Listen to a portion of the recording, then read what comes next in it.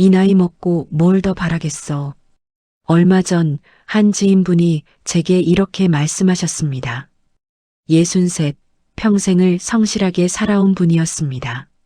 자식 셋 다 대학 보내고 남편 뒷바라지에 시댁 봉양까지 남들이 보면 부러워할 삶이었지요. 그런데 그분의 눈빛은 이상하리만치 텅 비어 있었습니다. 저는 그 말이 며칠이고 머릿속을 떠나지 않았습니다. 정말 60이 넘으면 더 이상 바랄 것이 없는 걸까요? 아니, 바라면 안 되는 걸까요? 그런데 말입니다. 제가 수년간 인문학을 공부하며 깨달은 진실이 하나 있습니다. 60세 이후에 진짜 행복한 사람들에게는 공통점이 있다는 것입니다.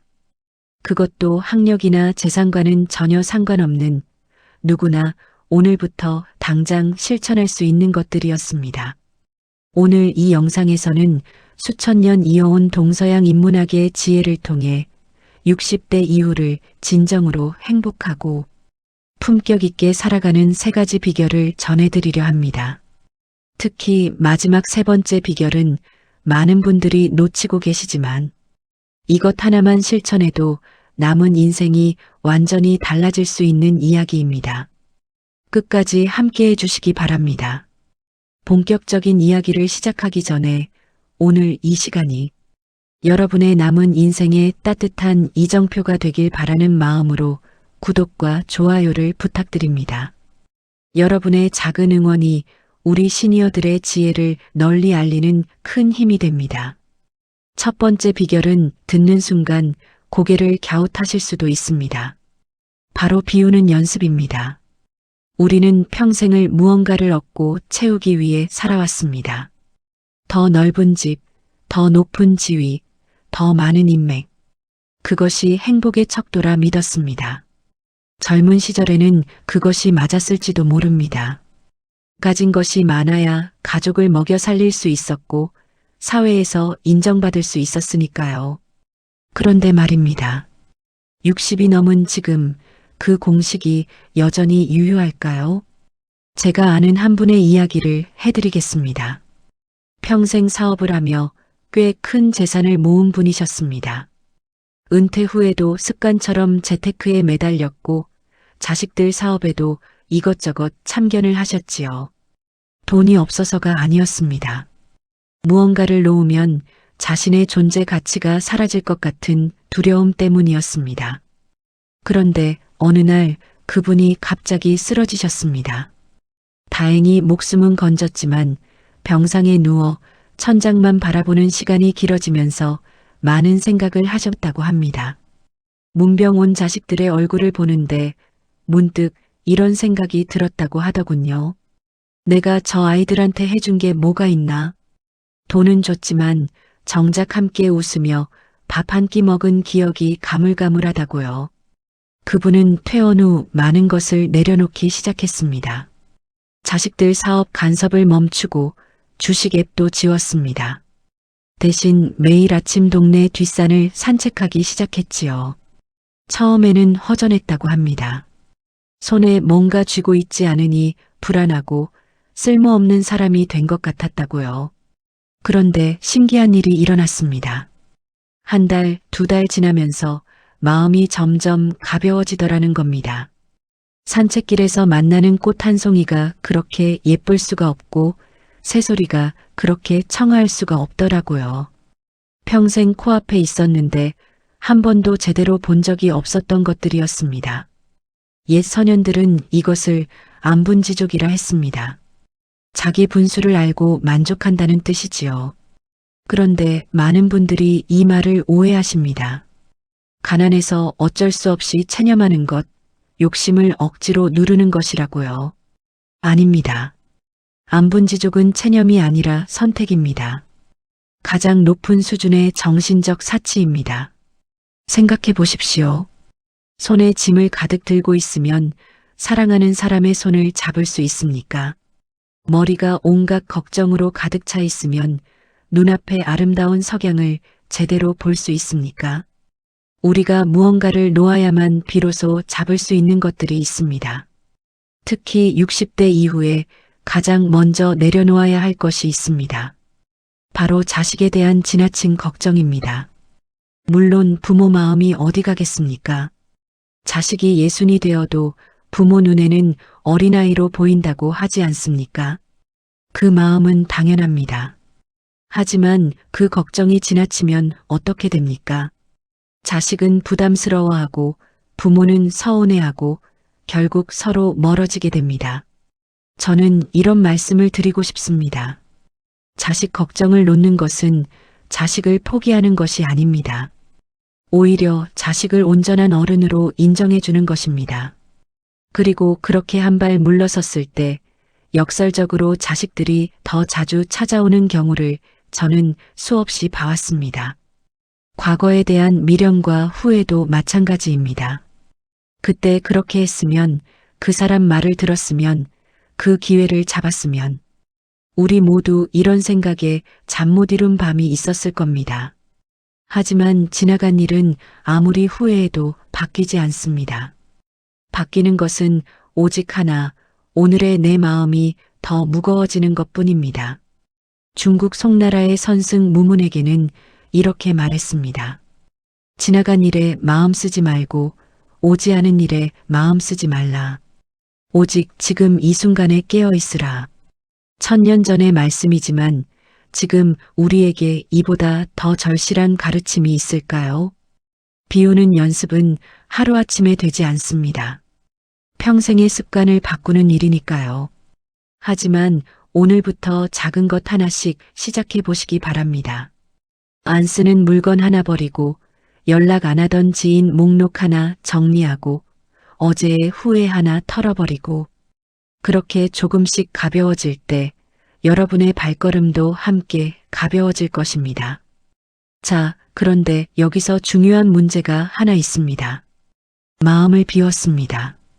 짐을 내려놓았습니다. 그런데 갑자기 밀려오는 이 공허함은 뭘까요? 혼자 있는 시간이 많아지니 외로움이 파도처럼 밀려옵니다. 이 외로움 어떻게 해야 할까요? 바로 두 번째 비결이 여기에 답이 있습니다. 나이가 들면 자연스럽게 인간관계가 줄어듭니다. 직장 동료는 은퇴와 함께 흩어지고, 자식들은 재살기 바쁘고, 친구들도 하나둘 연락이 뜸해지지요. 모임이 줄어들고 전화벨 소리가 뜸해지면 마치 세상에서 잊힌 것 같은 소외감이 밀려올 때가 있습니다. 그래서 많은 분들이 외로움을 피하려 합니다.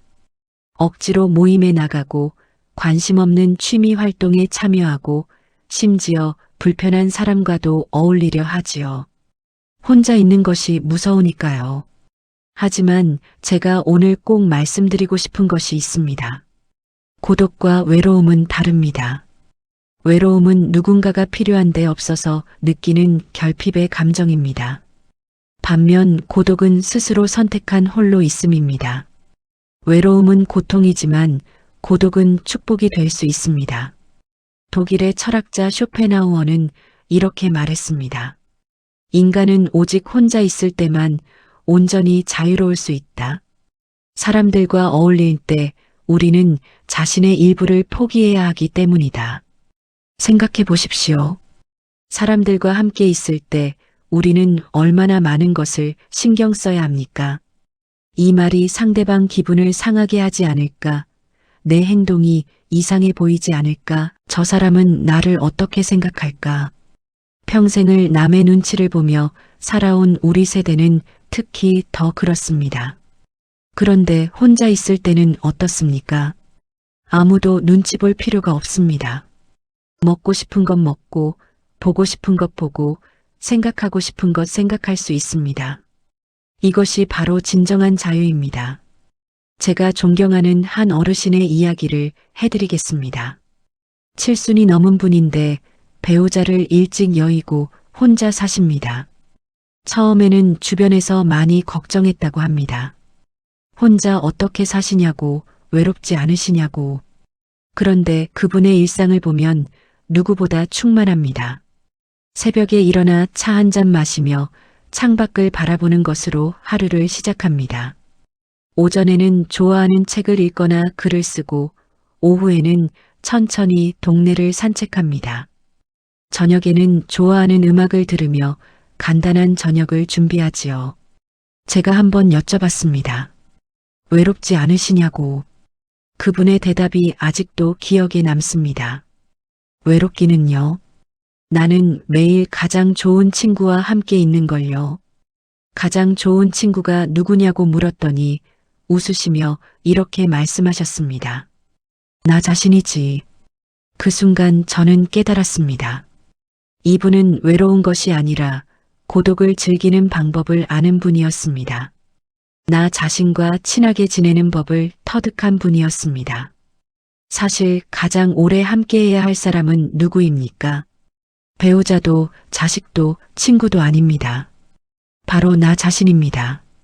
태어나서 죽을 때까지 단 한순간도 떨어질 수 없는 유일한 존재가 바로 나입니다. 그런데 우리는 정작 이 가장 가까운 존재와 친해지는 법을 배운 적이 없습니다. 어떻게 하면 나 자신과 친해질 수 있을까요? 첫째, 혼자만의 시간을 두려워하지 마십시오. 처음에는 어색하고 불안할 수 있습니다. 하지만 그 시간을 견디면 점차 그 고요함 속에서 평화를 느끼게 됩니다. 둘째, 혼자서도 할 수 있는 즐거움을 찾으십시오. 산책, 독서, 음악 감상, 명상, 글쓰기, 그림 그리기. 꼭 거창한 것이 아니어도 됩니다. 혼자 앉아 창밖을 바라보며 차 한 잔 마시는 것도 충분합니다. 셋째, 자신에게 친절하게 대하십시오. 우리는 남에게는 친절하면서 정작 자신에게는 가혹한 경우가 많습니다. 오늘부터 자신을 가장 소중한 친구처럼 대해 보십시오. 그리고 신기한 일이 일어납니다. 혼자 있는 법을 배우면 역설적으로 다른 사람과의 관계도 좋아집니다. 왜냐하면 더 이상 외로움을 채우기 위해 억지로 관계를 맺지 않아도 되기 때문입니다. 진심으로 함께하고 싶은 사람하고만 함께할 수 있게 됩니다. 또한 혼자서도 충만한 사람에게는 묘한 매력이 있습니다. 주변 사람들이 그 평온한 기운을 담고 싶어 자연스럽게 모여들게 됩니다. 구걸하듯 관계를 쫓아다닐 때는 사람들이 멀어지고 홀로 서서 빛날 때는 사람들이 모여드는 것이 인간관계의 역설입니다. 고독은 하늘이 60대 이후에 우리에게 주신 선물입니다. 그 선물을 두려워하지 말고 받아들이십시오. 나 자신과의 대화, 그것이 인생 후반전에서 가장 의미 있는 대화가 될 것입니다. 자, 여기까지 우리는 비우는 법과 홀로 서는 법을 배웠습니다. 그런데 많은 분들이 여기서 한 가지 벽에 부딪힙니다. 마음도 비웠고 혼자 있는 것도 괜찮아졌는데 문득 이런 생각이 드는 겁니다. 나는 이제 쓸모없는 사람인 건가? 사회에서 은퇴하고 자식들도 다 컸고 나를 필요로 하는 곳이 없는 것 같은 허무함. 이 허무함을 이기지 못하면 아무리 마음을 비워도 공허할 뿐입니다. 세 번째 비결은 바로 이 허무함을 이기고 죽는 순간까지 눈빛을 반짝이며 사는 법입니다. 이것이 오늘 제가 가장 강조하고 싶은 이야기입니다. 공자의 논어 첫 문장을 아십니까? 배우고 때때로 익히면 이 또한 기쁘지 아니한가. 저는 이 문장이 60대 이후에 우리에게 가장 필요한 가르침이라고 생각합니다. 많은 분들이 착각하시는 것이 있습니다. 배움은 젊은 사람들의 것이고 나이 든 사람은 그저 알고 있는 것을 후세에 전하면 된다고요. 이 나이에 뭘 새로 배우겠어. 머리도 안 돌아가는데. 하지만 이것은 과학적으로도 틀린 말입니다. 현대 뇌과학은 놀라운 사실을 밝혀냈습니다. 인간의 뇌는 나이에 상관없이 새로운 것을 배울 때 신경세포가 활성화되고 새로운 연결망이 만들어진다는 것입니다. 쉽게 말해 배움은 뇌를 젊게 만듭니다. 반대로 새로운 자극 없이 같은 일상만 반복하면 뇌는 빠르게 늙어갑니다. 치매 예방에 가장 효과적인 것이 무엇인지 아십니까? 비싼 약도 특별한 음식도 아닙니다. 바로 새로운 것을 배우는 것입니다. 뇌에 끊임없이 새로운 과제를 주는 것입니다. 그런데 배움의 의미는 단순히 치매 예방에 그치지 않습니다. 제가 정말 존경하는 한 분이 계십니다. 올해 77인데 작년에 유튜브를 시작하셨습니다. 손자에게 배워서요. 처음에는 스마트폰 들고 어쩔 줄 몰라 하시더니 지금은 직접 촬영하고 편집까지 하십니다. 구독자가 1000명이 넘었을 때 그분이 하신 말씀이 잊히지 않습니다. 이 나이에 이런 걸 할 수 있다니 내가 나한테 놀랐어. 그 눈빛의 반짝임을 보셨어야 합니다. 20살 청년 못지않은 생기가 넘쳤습니다. 이것이 바로 배움의 진짜 힘입니다. 단순히 지식을 얻는 것이 아닙니다. 어제의 나보다 오늘의 내가 조금이라도 나아졌다는 성취감, 이 나이에도 할 수 있다는 자신감, 그리고 아직 내 인생이 끝나지 않았다는 희망. 이것들이 우리를 살아있게 만듭니다. 꼭 거창한 것을 배울 필요는 없습니다. 평생 해보고 싶었던 악기가 있으시다면 지금 시작하십시오. 60대에 피아노를 시작해서 70대에 연주회를 연 분도 계십니다. 요리에 관심이 있다면 새로운 레시피에 도전해 보십시오. 서툰 솜씨여도 괜찮습니다. 중요한 것은 결과가 아니라 과정이니까요. 외국어를 배워보는 것도 좋습니다. 80세에 영어를 시작한 어르신이 85세에 해외여행을 가서 직접 대화를 나눴다는 이야기도 있습니다. 스마트폰 활용법, 컴퓨터 사용법 같은 디지털 기술도 좋습니다. 처음에는 어렵겠지만 하나씩 배워가는 재미가 쏠쏠할 것입니다. 중요한 것은 이 나이에 뭘 하겠어라는 말을 버리는 것입니다. 그 말은 자기 자신을 감옥에 가두는 말입니다. 대신 이 나이에도 이런 걸 할 수 있네라고 바꿔 말해 보십시오. 그 한마디가 여러분의 남은 인생을 완전히 바꿀 수 있습니다. 그리고 한 가지 더. 배움에는 나이에 따른 장점이 있습니다. 젊은 사람들은 빨리 배우지만 깊이가 부족한 경우가 많습니다. 반면 우리는 느리지만 깊게 배웁니다. 평생을 살아온 경험이 새로운 지식과 만나면 젊은 사람들은 도저히 따라올 수 없는 통찰이 생깁니다. 고목에서 돋아나는 새순을 보신 적 있으십니까? 그 새순은 나무의 나이를 잊게 할 만큼 생기 넘칩니다. 오래된 뿌리에서 올라오는 영양분이 새순을 더욱 튼튼하게 만들기 때문입니다. 우리의 배움도 마찬가지입니다. 60년, 70년 쌓아온 삶의 지혜가 새로운 배움을 더욱 풍성하게 만들어줍니다. 논어에서 공자는 또 이렇게 말했습니다. 아침에 도를 들으면 저녁에 죽어도 좋다. 이 말의 의미를 곰곰이 생각해 보십시오. 배움의 기쁨은 그 자체로 삶의 의미가 된다는 뜻입니다. 무언가를 새로 알게 되는 순간의 그 짜릿함, 그것만으로도 오늘 하루를 산 보람이 있다는 것입니다. 배움은 치매를 예방하는 가장 강력한 약이자 허무함을 이기는 가장 확실한 무기이자 삶을 끝까지 품위 있게 지켜주는 든든한 지팡이입니다. 오늘부터 무언가 하나를 시작해 보십시오. 당장 내일 결과가 나오지 않아도 좋습니다. 중요한 것은 어제보다 오늘, 오늘보다 내일 조금씩 나아가는 것입니다. 그렇게 한 걸음씩 나아가다 보면 어느 순간 여러분은 깨닫게 될 것입니다. 아, 내 인생은 아직 끝나지 않았구나. 아니, 이제 진짜 시작이구나. 오늘 우리는 60대 이후 인생의 후반전을 가장 아름답게 장식하는 3가지 비결에 대해 이야기 나누었습니다. 첫째, 비우는 연습. 지나친 걱정과 욕심을 내려놓을 때 비로소 진정한 평화가 찾아옵니다. 둘째, 고독과 친구되기. 나 자신과 친해지는 법을 배울 때 더 이상 외로움에 휘둘리지 않습니다. 셋째, 끊임없이 배우기.